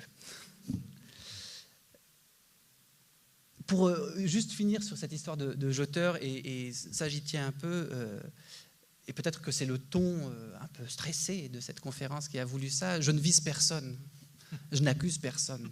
entendez-le, et une bonne fois pour toutes, c'est pas du tout la démarche. Je ne suis pas du tout dans une démarche de culpabilisation et je ne cherche pas à définir des bons et des mauvais jeteurs. Ce que j'essaye précisément de mettre en avant, c'est la façon dont un dispositif technique du déchet a valorisé une moralisation de notre rapport au fait de jeter, que nous avons eu tendance à nous percevoir comme des bons ou des mauvais jeteurs. Oh, je jette mal, je sais que c'est pas bien, mais je le fais quand même, parce que là, vraiment, à bord, sur notre bateau, on a eu ce genre de réflexe aussi en se disant ah là, c'est le bordel, il y a une vague qui passe, bon, c'est mal. C'est cette moralisation, moi, qui me semble intéressant d'interroger. Une moralisation qui subsume, qui vient effacer précisément tout le questionnement politique, économique, social qui peut être fait à l'endroit de ces rebuts. Alors, on ne peut pas passer notre temps à se questionner face à ces déchets et à ces objets dont on cherche à se délaisser. C'est vrai que ça serait non seulement chronophage et invivable. Mais peut-être que sortir de cette relation purement morale à la poubelle nous permet de redonner de l'espace à de nouvelles formes de questionnement.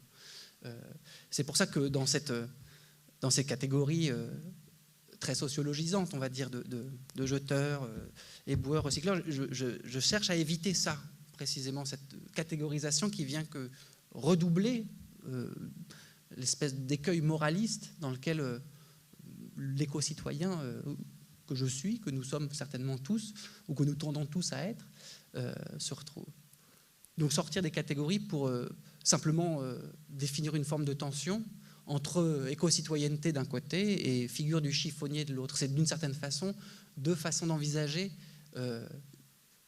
notre rapport au pur et à l'impur, justement à cette question de pureté. Il n'y a pas d'éco-citoyen parfait, il n'y a pas de chiffonnier parfait. On est tous pris dans cette tension-là. Et c'est ça que j'essaye de traduire. Voilà. Merci. Alors maintenant, voilà, on a encore combien, 20 minutes. Et j'espère que vous avez plein de questions, plein d'interventions. Oui, alors on a des micros qui vont circuler. Attendez un peu. Présentez-vous, s'il vous plaît, parce que c'est enregistré, filmé. Bonjour, je suis Madame Azanti, voilà. Et cette conférence m'a beaucoup intéressée, particulièrement ce concept de jeteur, transformateur, réutilisateur. Voilà, oui, ça c'est, on espère tous l'être. Et ça me fait penser à un village que maintenant beaucoup de gens connaissent, en tout cas ceux qui s'intéressent à la nature, au recyclage, etc. C'est le village de Ungersheim, que tout le monde connaît, je pense. Hein. Bien, c'est un exemple de citoyen vertueux, n'est-ce pas? Voilà, de village vertueux. C'est pas seulement un citoyen, c'est un village. Mais voilà, ce village, il est situé en Alsace. Et à quelques kilomètres de l'Allemagne, de Fessenheim. Bon. Voilà. Et quand on voit ce qui s'est passé du côté de Fukushima, quand vous parlez de matérialisation des déchets, de cette vision-là, et qu'on voit des hectares couverts de sacs de déchets nucléaires, de terre polluée par les effets nucléaires, sans compter l'océan, qui est envahi aussi, on se dit que les vertueux citoyens sont un peu presque doux rêveurs. On aimerait bien que tout le monde devienne comme eux, bien sûr, mais ça n'enlève rien à la dangerosité extraordinaire de ce qui se passe à quelques kilomètres de chez eux et qui n'est toujours pas résolu. Ainsi que de tous les sites déjà fermés en France, comme Brenlis par exemple, hein, ou dans d'autres pays dans lesquels c'est effroyable. De même que quand vous parliez de l'histoire du déchet, on peut penser au radium qui lui aussi a été utilisé comme médicament au départ. Bon, et qui, peu à peu, on a vu ce qu'il est devenu. Bon, et quand on parle aux déchets nucléaires, je suis surprise, j'espère que dans l'exposition, il il en sera un petit peu question.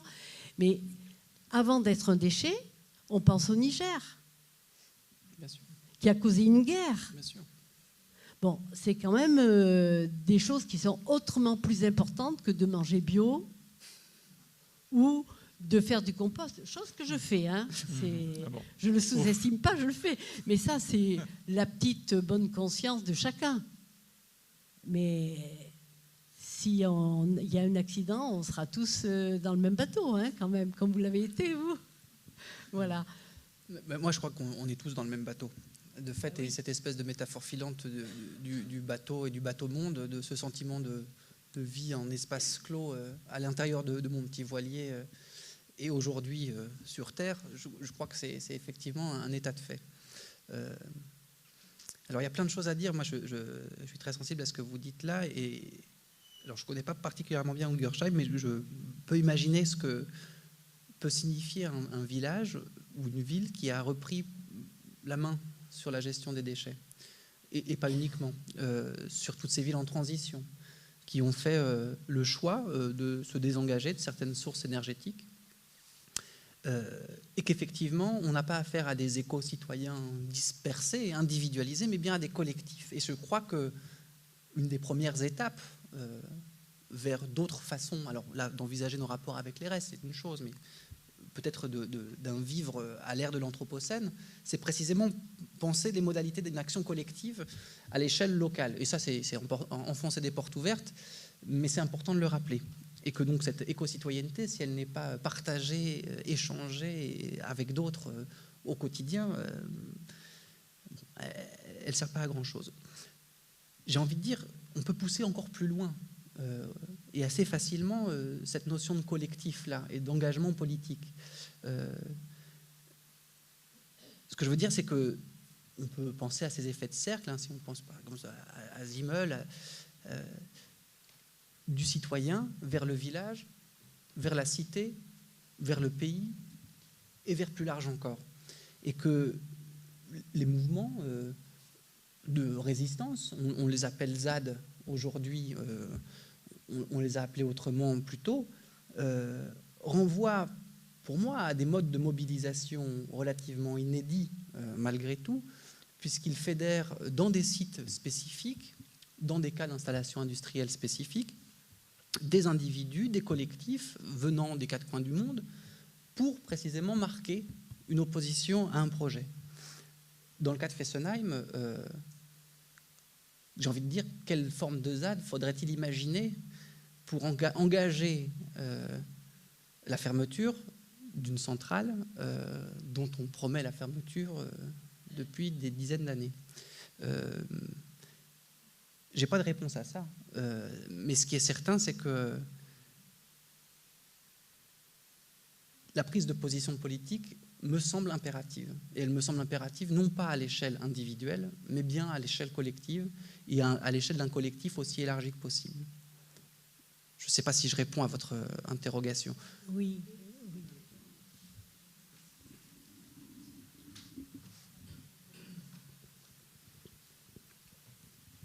Il y a un autre micro qui... Voilà. Oui, bonsoir. Justement, je voulais revenir sur Vous avez évoqué le recyclodrome, oui. Les ressourceries. Oui. Vous venez d'évoquer le collectif.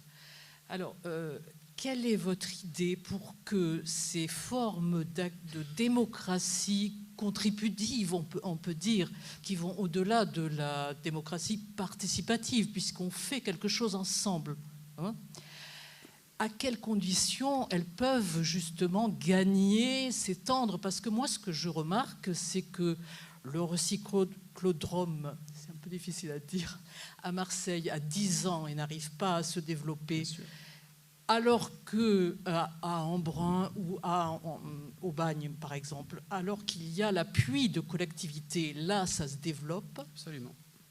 Alors, quelles sont les conditions pour que, ce que vous avez dit aussi, chiffonniers de tous les pays, unissons-nous, il y ait des réseaux qui soient non seulement locaux, mais qui soient interrégionaux, interpays, enfin voilà, plus larges. Merci.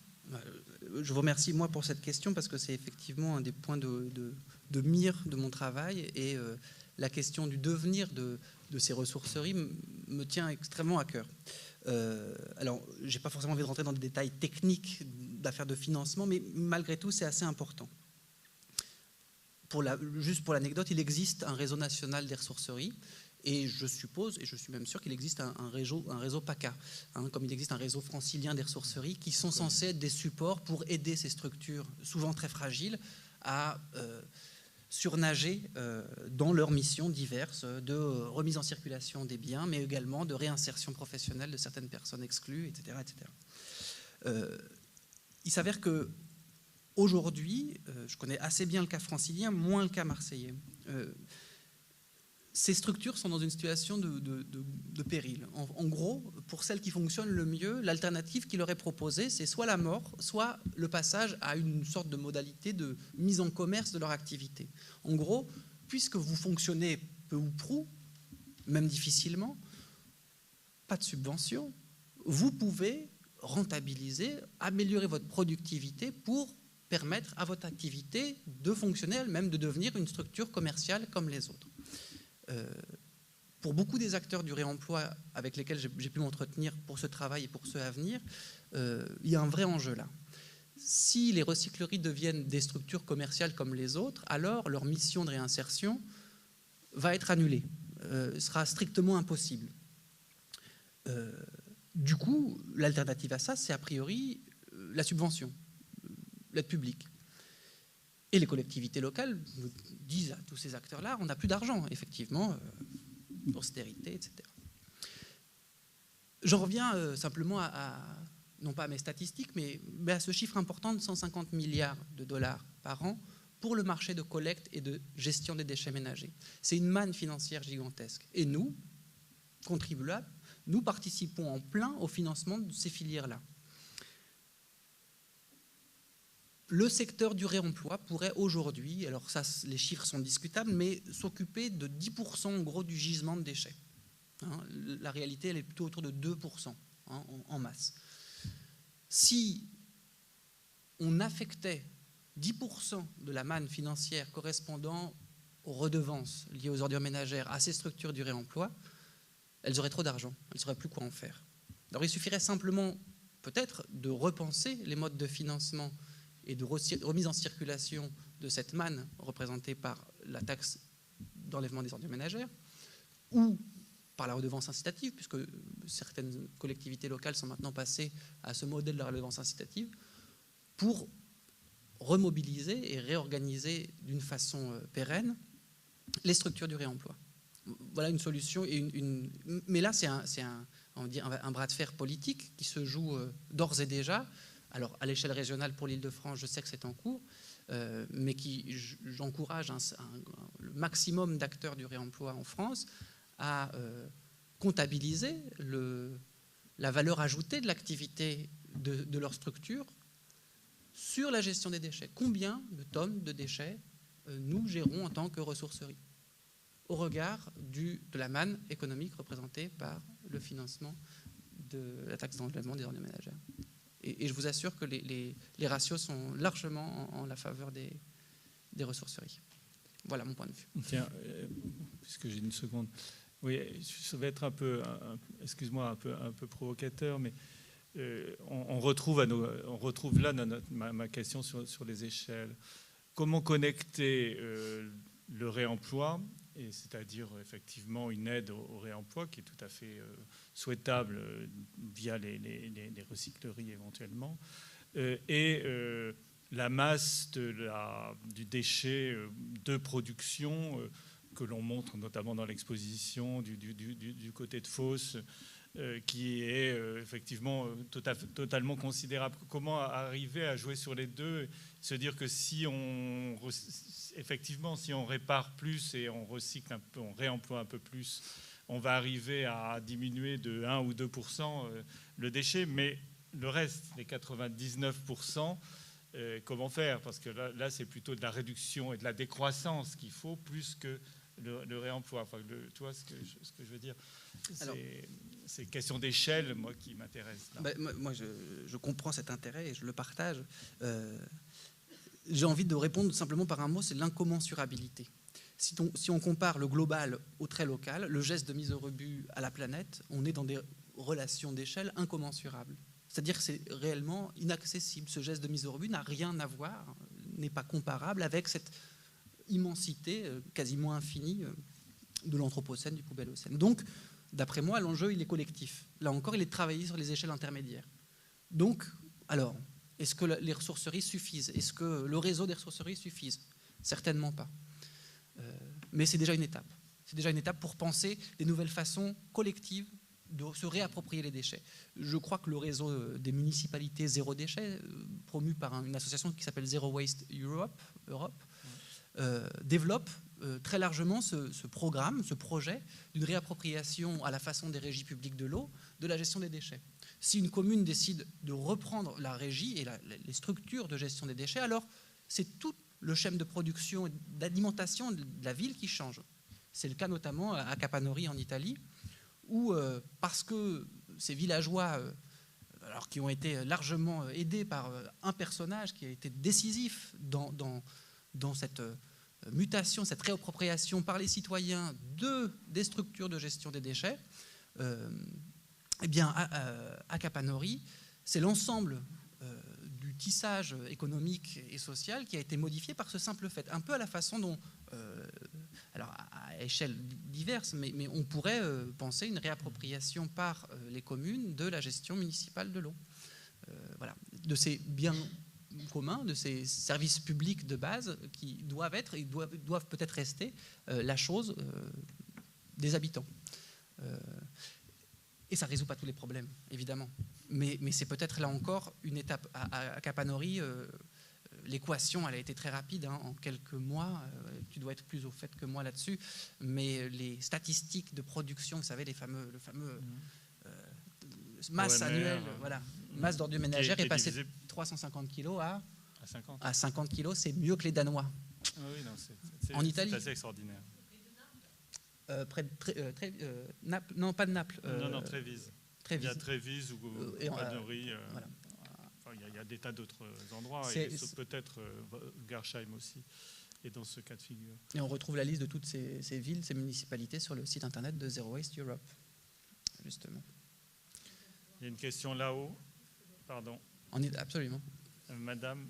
Oui, c'est à moi. Oui, bonsoir. On a beaucoup parlé de bons jeteurs et de mauvais jeteurs, d'éco-citoyens. Mais il me semble qu'avant d'être jeteur, on est acheteur. Et aujourd'hui, autour de moi, je vois beaucoup d'éco-citoyens qui se débrouillent plutôt bien. Et il me semble qu'on est tous prêts, mais qu'on n'a pas les moyens. On est assez démunis en fait pour faire mieux. Parce qu'une fois qu'on a trié, on a fait les bons gestes, finalement, on est pollué à chaque fois qu'on consomme. On a beaucoup trop d'emballages et à moins de faire des démarches parfois très très compliquées pour aller acheter dans des boutiques qui proposent du vrac ou du plus ou moins vrac, et bien voilà, donc finalement pour être un bon jeteur, il faut peut-être parler de ceux qui nous rendent consommateurs mauvais jeteurs. Oui, je vous rejoins complètement. Alors, à défaut, au risque de me répéter, j'ai envie de vous dire, ne soyez pas bonnes jeteuses ou ne soyons pas des bons jeteurs. Ça n'a aucun sens. Ce que je veux dire, c'est que ce qui aurait éventuellement du sens, c'est d'envisager une relation avec ces objets qui circulent et qui transitent par l'espace domestique, mais sans nécessairement faire appel ou s'appuyer sur des structures extérieures, des systèmes techniques, pour bien jeter. Ce bien jeter-là, alors, et là encore, je ne cherche pas à vous viser, etc., loin de là. Mais ce bien jeter que j'invoque, moi, dans mon travail, il se réfère plutôt à cette ritualisation, ce rituel d'accoutumance lié à ce simple geste très banal de mise au rebut, de mise à la poubelle, qui s'est raffiné autour de l'apparition du tri sélectif en disant « je jette dans la bonne poubelle ». Donc ce jeter très banal est devenu un bien jeté qui nous a accoutumés à nous dire si je jette bien, ça va, je peux continuer. Et je pense que quand vous me dites « je suis une bonne jeteuse, je fais chercher », vous en êtes très très loin de ce rapport simplement d'oubli à la poubelle. Alors j'ai envie de dire, ouais, c'est frustrant, mais peut-être que là ça implique une forme d'engagement, le pas d'après, j'ai envie de dire. Et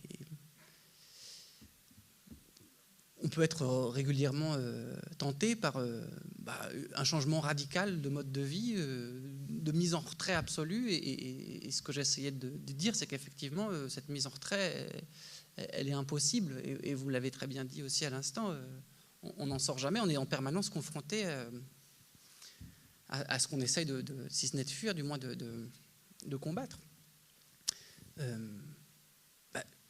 J'ai pas de solution, personnellement. Mais je pense que collectivement, plein de gens essayent d'en inventer des solutions. Alors, ça peut vous sembler très flou, mais je ne vais pas nommer tous les mouvements sociaux et tous les collectifs qui s'organisent autour des déchets d'une part, mais aussi autour de modes alternatifs de vie, de consommation, et ce, parfois à l'échelle communautaire, parfois à l'échelle d'une ville. Bon, bref. Mais je crois que les solutions existent, se multiplient, et que la frustration liée à la confrontation, voilà, à la confrontation malheureuse à ces restes des autres, elle peut aider à motiver un pas de plus dans l'engagement. Oui, je veux rebondir là-dessus. Et je crois que quand on parle effectivement de Zero Waste France, Zero Waste Europe, Zero Waste International, et toutes ces formidables expériences, au fond, elles nous disent qu'on est en train de demander et de proposer aux citoyens, aux habitants d'une ville, d'une certaine manière, s'approprier, comme tu l'as bien dit, la gestion de leurs restes, de leurs déchets. Alors ça va, il y a plusieurs types d'actions qu'on propose de réaliser, qui vont tous dans le sens de la réduction, c'est réparer, réemployer, etc. Tu l'as dit, les fameux 3 R. Mais je crois que dans l'ensemble de ces gestes, malgré tout, le fait de jeter, alors je ne sais pas bien ou pas, mais de trier à un moment donné est important et central. Pourquoi ? Parce que peut-être que ça... Finalement, au bout du compte, on peut tout à fait remplacer ce geste par d'autres techniques. Et c'est ce que propose effectivement un certain nombre de municipalités et d'organisations politiques. Il y a vraiment 2 tendances que l'on peut vraiment constater. Moi, je l'ai constaté en allant enquêter du côté du Pays basque espagnol, où on a une communauté de communes autour d'un village qui a adopté le principe Zero Waste qui est autour d'Hernani, une ville donc, du Pays basque espagnol, qui jouxte une autre grande ville que vous connaissez, qui est Saint-Sébastien. Toutes ces villes avaient, il y a une dizaine d'années, adopté le principe Zero Waste, c'est-à-dire adopté des principes comme ceux dont tu parles pour Campanori, c'est-à-dire de diminuer le déchet à la source, d'essayer d'avoir moins d'emballage, de trier plus et surtout de composter plus, puisque évidemment c'est un des moyens pour avancer. Et ce qui était intéressant, c'est qu'à un moment donné, il y a eu des élections en Espagne et que la bagarre, elle a porté là-dessus. Donc d'un côté, on a eu des politiques qui ont dit aux habitants, notamment de Saint-Sébastien, vous inquiétez pas, préfet poubelle, fermez votre poubelle, mettez tout ensemble, nous on s'en occupe, ça veut dire qu'on vous finance une énorme machine type fosse Évéré qui va tout faire, qui va trier avec les machines Pelinck, qui va composter industriellement, 2, mais elle va mal composter, et 3, qui va finalement brûler le tout, mais elle ne va pas le brûler, elle va produire de l'énergie. C'est interdit de dire incinérer. Moi, j'ai eu des tas d'ennuis avec des gens qui sont venus me dire, si vous parlez de moi, c'est-à-dire si vous parlez de ma structure de traitement des déchets, je vous interdis de dire que je suis un incinérateur, je suis une unité de valorisation énergétique. Bien, donc ça, c'est une tendance politique qui finalement aboutit au fait qu'on fait du vide-ordure. Le vide-ordure, c'est je ferme mon clapet là et je ne m'occupe plus de rien. Donc je consomme je jette sans compter, et donc finalement, du coup, je consomme sans compter. Et puis d'un autre côté, on a les gens qui ont dit, bah non, c'est plus compliqué que ça.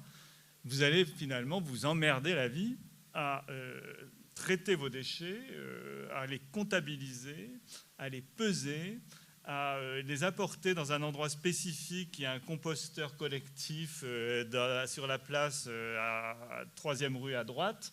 Vous allez compter les poubelles d'ordures ménagères, parce que si vous en faites 2 par semaine, ça va vous coûter plus cher que vous en faites qu'une, etc. Et c'est ce que j'appelle une forme d'appropriation, hein, du déchet. Alors, on peut dire, c'est effectivement, comme je le disais tout à l'heure, c'est un peu sur notre peanuts, sur la masse détritique mondiale, tous ces efforts. Mais pour moi, et je n'ai pas envie de parler d'éco-citoyenneté, j'aimerais parler simplement de citoyenneté. Et pour moi, ce sont au fond des révélateurs, hein, de citoyenneté, des boosters de citoyenneté qui nous permettent au fond de nous replacer dans le contexte d'une communauté, et peut-être grâce aux déchets et grâce à cette manière de le traiter, non pas de l'oublier et de fermer la boîte, mais au contraire d'ouvrir la boîte et de le compter, de le comptabiliser, et éventuellement de se salir les mains et que ça sente un peu plus mauvais, de se positionner en tant que consommateur, et à ce moment-là d'avoir d'autres types d'actions en amont, c'est-à-dire consommer moins, différemment, etc. Donc voilà, c'est pour ça que j'aime bien l'idée de citoyenneté, pas forcément d'éco-citoyenneté, parce que le déchet, il est là, il est important pour ça. Moi, je suis tout à fait d'accord avec ce que tu me dis. Ça me fait penser à cette opposition que propose Bruno Latour entre les modernes, qui seraient plutôt des éco-citoyens, qui pensent cet imaginaire de séparation d'un côté, et puis de l'autre, les terrestres ou les terriens, qui sont simplement ceux qui visent et qui pensent l'hybridation, la rencontre entre technique et culture, précisément. Et donc, cette forme de citoyenneté terrienne ou terrestre, ouais, ça me va, plutôt qu'une éco-citoyenneté moderne. Oui.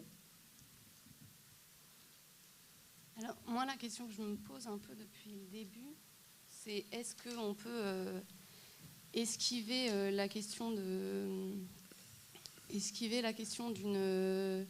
véritable analyse assez profonde d'un système économique basé sur la production industrielle par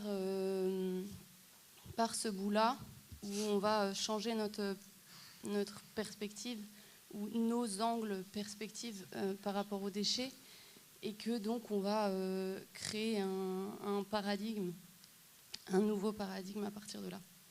Est-ce qu'on peut, donc la question c'est, est-ce qu'on peut esquiver la question centrale qui est à court un peu sur tous les pays de la planète de systèmes économiques et politiques fondés sur la production industrielle de masse? Pour répondre rapidement, et puis ça revient à la question que j'avais juste avant sur les processus de consommation, bien sûr que non. Je suis tout à fait d'accord avec le fait que le déchet est largement insuffisant pour être pensé en tant que tel comme la clé de tout. Et c'est précisément contre cette conception-là, contre cette autonomisation de la question détritique du reste des processus de production et de consommation que j'essaie de m'opposer, de me positionner en tous les cas. C'est précisément en se réappropriant le déchet qu'on se réapproprie également une réflexion et une pensée critique, potentiellement critique, sur les processus de consommation et de production. Et donc c'est un point d'entrée, mais qui est largement insuffisant, me semble-t-il. Et c'est là où le tri sélectif, pour ne parler que de ça, me semble être un rituel de surface qui permet précisément d'oublier plus aisément qu'il existe des chaînes de consommation et de production qui sont en tant que telles problématiques.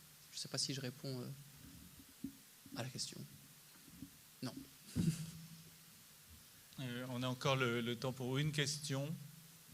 Est-ce qu'on va devoir Bonsoir. la salle?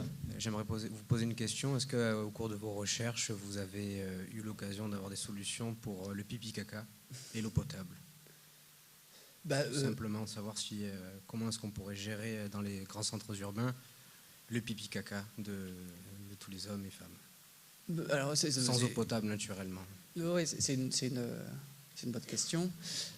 Alors, j'ai pas de solution. Moi, je suis ni ingénieur, ni... Par contre, je sais qu'il y a beaucoup de gens qui travaillent à des modèles urbains de toilettes sèches, pour le dire simplement. Et là, ça touche directement à la question de l'usage de l'eau courante et de l'eau potable pour l'usage excrémentiel. Ce qui est intéressant, c'est l'invention des toilettes domestiques, hein, qui est là encore une invention de cette même période, au moment où on invente la poubelle. Tout un tas de progrès techniques domestiques apparaissent. Le vide ordure, 1913-14 aux États-Unis, et le cabinet individuel, avec la chasse d'eau qui arrive un peu plus tard, si je ne m'abuse. Donc c'est surtout ces progrès techniques de la modernité que peut-être la question de l'Anthropocène telle qu'elle se pose aujourd'hui, non pas comme un état de fait, mais comme un événement, c'est-à-dire qui peut être discuté du point de vue de ses causes, de ses racines politiques, économiques, des choix qui ont été faits, de ces choix qui tendent à devenir un modèle global. C'est vis-à-vis de ces choix techniques qu'il est possible, si ce n'est de revenir en arrière, mais de penser des nouvelles façons d'évoluer, des nouvelles trajectoires techniques, en l'occurrence. Encore une. Merci pour cet exposé passionnant. J'avais une question un peu peut-être compliquée, mais sur cette affaire entre le jeu, le nous, et la question on est tous dans le même bateau, nous sommes tous dans le même bateau, et en même temps, ça me fait penser à un jeu de société que j'ai acquis il y a peu de temps, qui s'appelle Les naufragés du Titanic, où l'objectif, c'est d'être le dernier survivant sur le bateau. Et la question du nous, elle est aussi conflictuelle. Et donc, ce qui a sous-tendu beaucoup de questions, c'est aussi la lutte. Dans la zone à défendre, il y a une défense de quelque chose, et donc peut-être qu'il y a aussi des formes d'attaque. En tout cas, il y a des rapports à intérêts conflictuels, contradictoires. Et du coup, comment penser cette question du nous aussi d'un point de vue à la fois de l'humanité tout entière, de la planète, et en même temps de nous qui sont peut-être excluants, et en même temps qui peuvent permettre... Enfin voilà, ça me rappelle la question de l'écologie politique et de cette affaire d'inégalité environnementale, qui ont été aussi des affaires de lutte extrême, le racisme environnemental aux États-Unis, etc. Donc voilà, je voulais avoir un peu lancer cette piste de réflexion. Alors moi, merci de revenir là-dessus. Je l'ai évoqué de façon très rapidement, et c'était cette formule de dire que l'anthropos de l'anthropocène n'est pas unitaire. Qu'il y a, pour reprendre cette catégorie d'anthropocène, je crois que ce nous-là, on peut le questionner. Qu'est-ce que c'est que cette ère géologique qui est celle des hommes? Est-ce que c'est tous les hommes qui ont fait l'anthropocène? Est-ce que ce nous-là global ne cache pas précisément des rapports de force, des conflictualités, des inégalités, des formes d'injustice qu'il s'agit de décrypter, de comprendre d'abord, et éventuellement d'accompagner et de choisir son camp, pour le dire simplement.